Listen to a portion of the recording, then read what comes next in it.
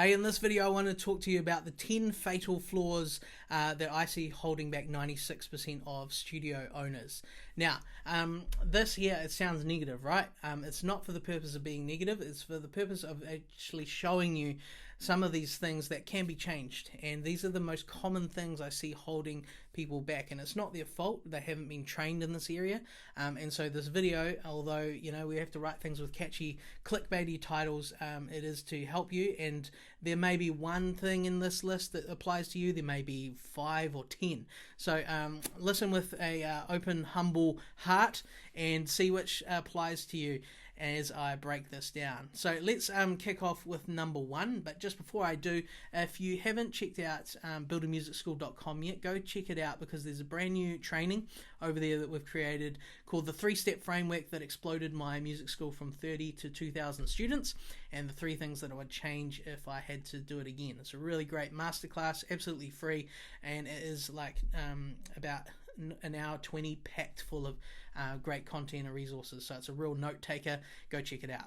But let's get into these 10 things that are sort of fatal flaws that are holding back a lot of studio owners. So number 1 is that it is mindset. There's so many mindset issues that I see coming up, and this is all stuff from talking to people, working with people, thousands of studio owners, and there's all these different mindset things. They've formed different stories in their mind. Things like they'll tell themselves, oh, I'll only ever earn this much as a music teacher, or no one would work with me because they could just go do this themselves.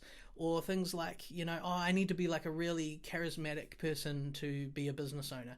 All these things are stories people tell themselves that aren't true. Those are mindset issues. And so mindset is actually one of the biggest things that hold people back. Through our life, we all tell ourselves different stories. We form them along the way. We could have hundreds in there, thousands, and a lot of them play a negative narrative in our mind, and the trick is to catch them and to turn them around and respin the narrative to be positive and reinforce that we are capable of doing these things. Thousands of people have grown successful music teaching businesses, and why can't we? We can. So mindset is number 1. Okay, the second fatal flaw that I see all the time is the business model is actually just flawed, or it's just broken. And you've heard me say before probably, hey, a broken business model will only scale with immense stress and personal sacrifice. So if you're feeling that and you're feeling exhausted working crazy hours, and you feel like you're on like $4 an hour if you calculate all the hours that you do, your business model is actually flawed. That's okay. You haven't had training in this.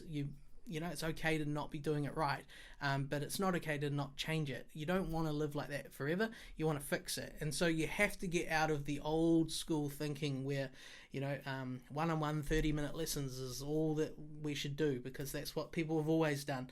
It doesn't mean you can't offer those, but that's not all you offer.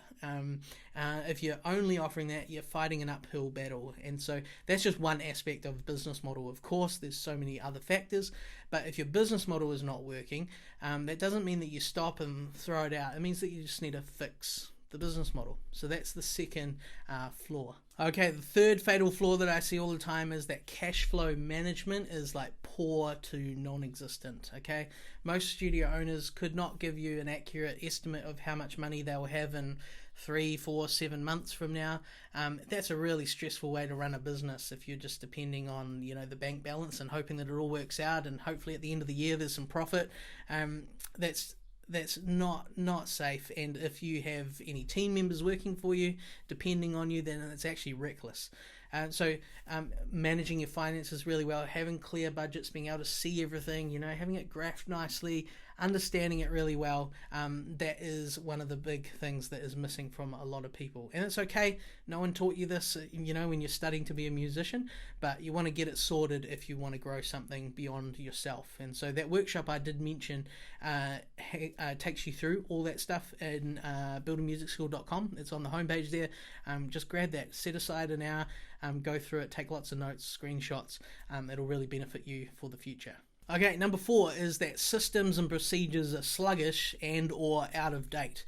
When you're too busy, working in the business and doing the teaching and doing all the admin, you just don't have a lot of time to actually work on the business. And so often you're actually doing things the slow way, right? And there's so many technologies or systems or spreadsheets or plugins or apps or, all sorts of things that will speed up so much stuff and carve off, tens of hours in your week that could be reapplied to much more profitable tasks. And so that is one of the big fatal flaws I see so much, and it's like you just got to get in there and fix so many things so people can just breathe a little bit. So having your systems and procedures sluggish and out of date, that is one of the big flaws that I see all the time.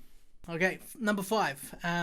People know that retention is important, but I very rarely see that people actually have a retention strategy to increase that number and be working on it. So we know that retention is one of the most lucrative levers in your studio. If you can raise the retention of students, that means people that are staying in lessons, the lifetime value is going up for a student because they stay. Let's say they stay for 2 years instead of 1 year. So you have to have actual strategies around that. But before you can have a strategy around increasing it, you have to know how to measure it. And so that's often a place people don't know how to even start to measure it and graph it and track it each month before they even know how to, put a strategy in place to increase it. So that would be number 5, the 5th flaw that I see very, very regularly. Okay, number 6 is that people often think that one single marketing strategy is the winner. I see this all the time, and I don't want to sound like I'm a know-it-all or everything, but I see people bragging about how, well, I don't even need marketing because I just use word of mouth and I'm full. It's like, well, yeah, because you're a solo tutor teaching 30 kids. You've only got 30 spots and you're in a town of 100,000 people. I could get 30 students probably in 2 days. It's a piece of cake.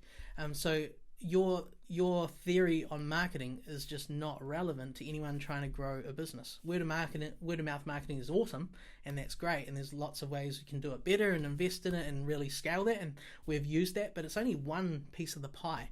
So I'm not trying to be mean or arrogant, but what I've designed is in our studios something called coda marketing, and I do walk through that whole thing and show you it in that workshop, that masterclass that's on buildamusicschool.com homepage, so check that out.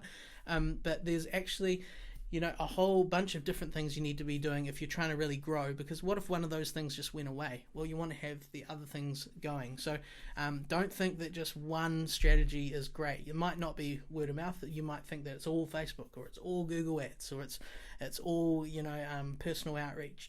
There's loads of different things that you need to do, and if you get the right formula, you'll have students coming in every day, and you'll grow your studio as large as you want to take it. So there's number 6, thinking that one single marketing strategy is the winner.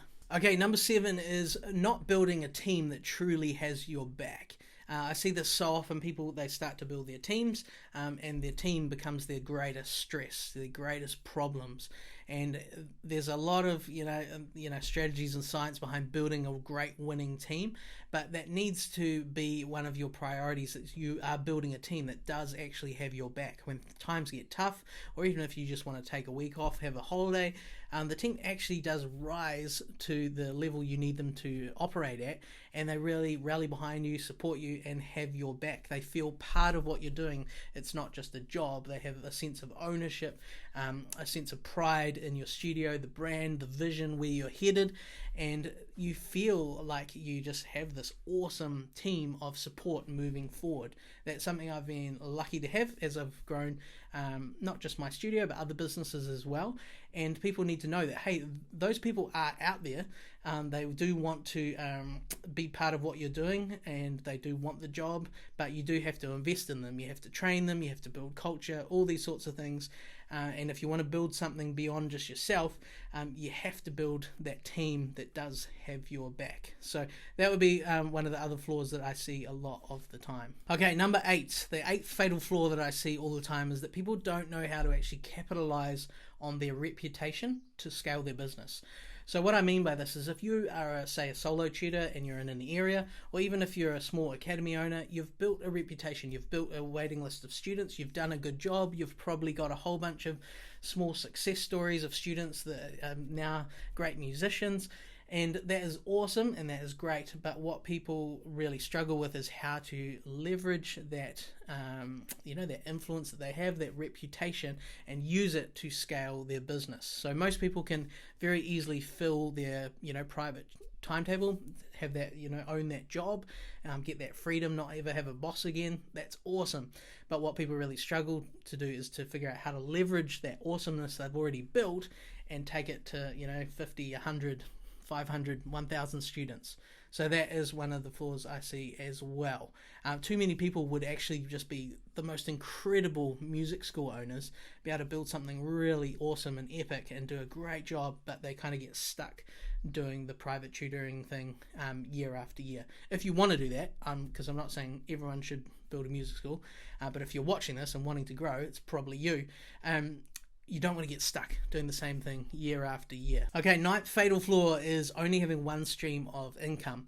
Now, COVID-19, when that happened, that was a big wake-up call to all businesses, right, that relied on a single stream of income and a single service, and immediately people in one-on-one lessons in person had to all pivot to online within weeks, or they didn't pivot, thought it would go away for a while, and then they realized a few months later, crap, we got to pivot.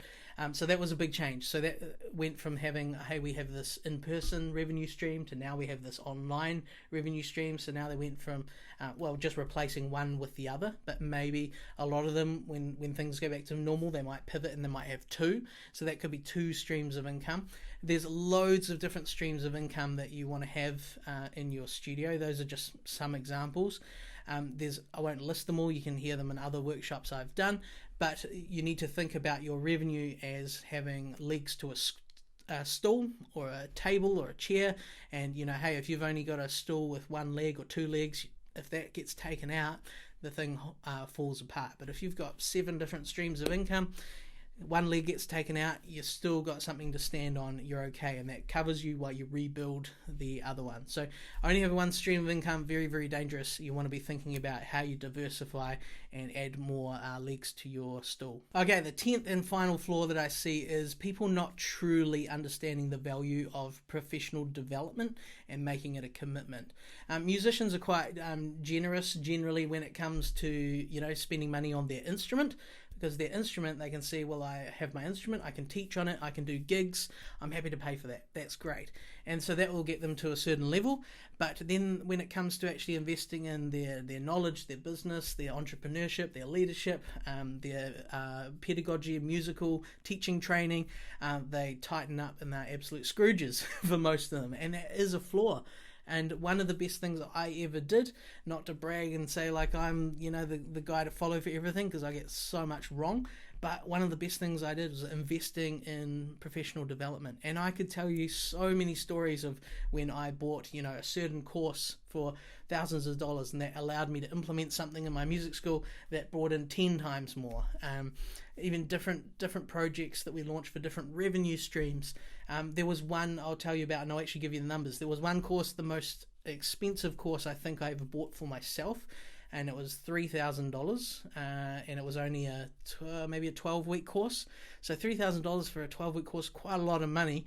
But then I implemented everything from that course, and within a couple months we launched this project at our school, and we launched it in a way that we said, hey, we're going to build this for you in a period of time, so you don't get it now. And so we sort of crowdfunded it prior to launching it, and within 2 weeks we raised $38,000. So most people would go, oh, that's really scary to spend $3,000, but when you actually buy it, you're committed to it, and then we implemented it, $38,000 coming back, and then now that revenue stream's worth hundreds of thousands of dollars. It just is a no-brainer for us. So making sure that you make professional development across many different areas a priority is something that's just so important, and it's a real flaw if you're not doing that. So there is 10 steps of, 10 fatal flaws that are holding back 96% of studio owners. So have a think which one or two might apply to you, which one you can rejig your thinking on a bit. And if you would like any help with growing your studio, check out buildamusicschool.com. I think there's just a whole library of epic stuff that will fast track so many aspects of your business. And we'd love to work with you and help you smash some big goals. So I hope you enjoyed this video. Please click the like button, thumbs up, subscribe, all that great stuff, and we'll see you in the next video.